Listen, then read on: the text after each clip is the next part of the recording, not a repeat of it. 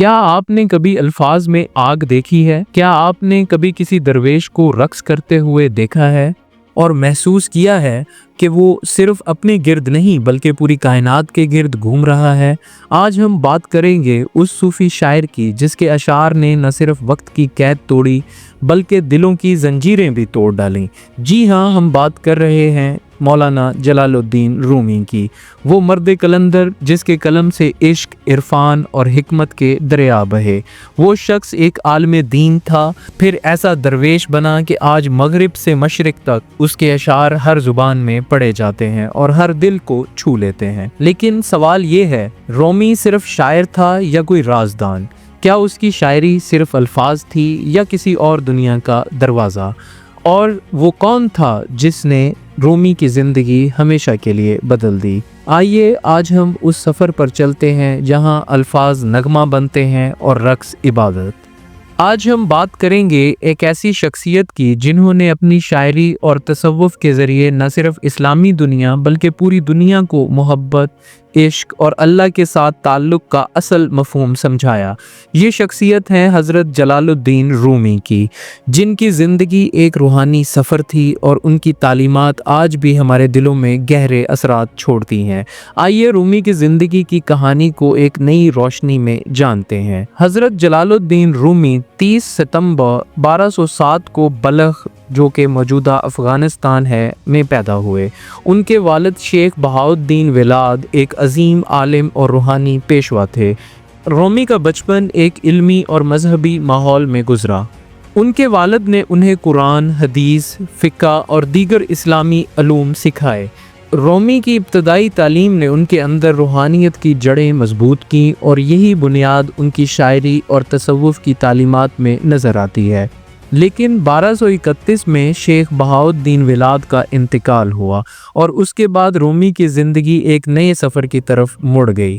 رومی کے والد کے انتقال کے بعد رومی اپنے خاندان کے ساتھ کونیا منتقل ہوئے، جہاں انہوں نے اپنی تعلیم کو مزید آگے بڑھایا۔ کونیا میں رومی نے مختلف علماء سے علم حاصل کیا اور دینی علوم میں مہارت حاصل کی۔ وہ نہ صرف فقہ اور تفسیر میں ماہر ہوئے بلکہ فلسفہ اور دیگر علوم کا بھی مطالعہ کیا۔ یہ دور رومی کی شخصیت میں ایک نئی گہرائی لے کر آیا اور یہی وقت تھا جب انہوں نے اپنی شاعری کی ابتدا کی۔ رومی کی زندگی میں سب سے اہم لمحہ 1244 میں آیا جب ان کی ملاقات شمس تبریز سے ہوئی۔ شمس تبریز ایک روحانی پیشوا اور عارف تھے جنہوں نے رومی کے اندر ایک انقلاب برپا کیا۔ شمس کی تعلیمات نے رومی کو عشق الہی اور انسان کی اندرونی حقیقت کے بارے میں نئے زاویے دکھائے۔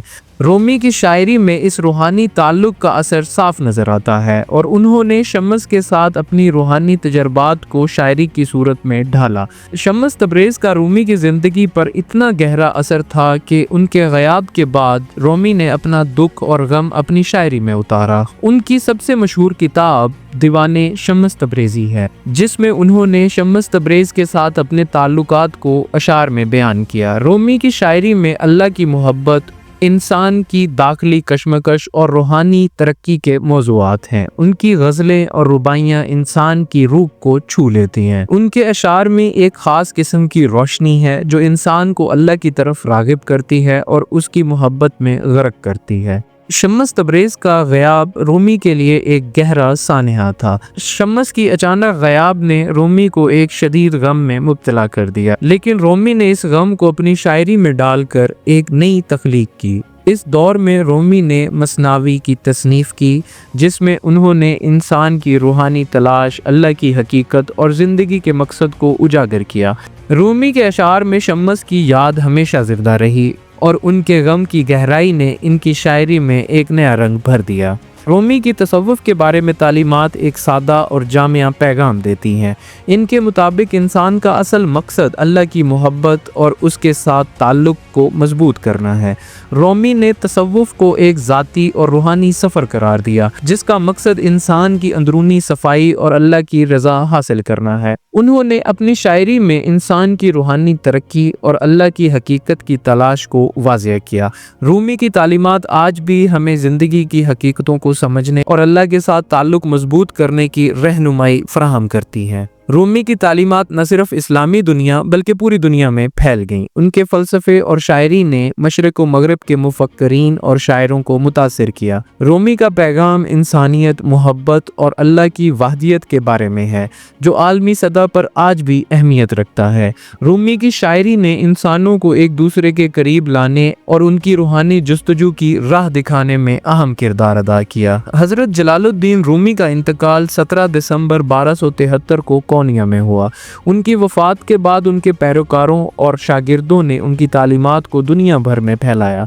रूमी की वफ़ात के बाद कोनिया में उनका मकतबा एक रूहानी मरकज़ बन गया, जहां दुनिया भर से लोग उनके इल्म और मोहब्बत से फैज़याब होने आते हैं। रूमी की तालीमात आज भी एक विरसा है जो इंसानों को अल्लाह की हकीकत और मोहब्बत से रोशनास कराती है। आज के दौर में रूमी की शायरी को मुख्तलिफ ज़ावियों में समझा जा रहा है। उनकी शायरी न सिर्फ मजहबी और रूहानी पहलुओं को उजागर करती है, बल्कि उनकी जदीद तशरीहात में फ़लसफ़ियाना, नफ्सियाती और सोशल पहलू भी शामिल हैं। रूमी की शायरी ने दुनिया के मुख्तलिफ हिस्सों में इंसानों को अपने अंदर की हकीकत को जानने और अपनी रूहानी जुस्तजू को तस्कीन देने की तरगीब दी। हज़रत जलालुद्दीन रूमी की ज़िंदगी और उनकी शायरी एक सुनहरी विरसा है।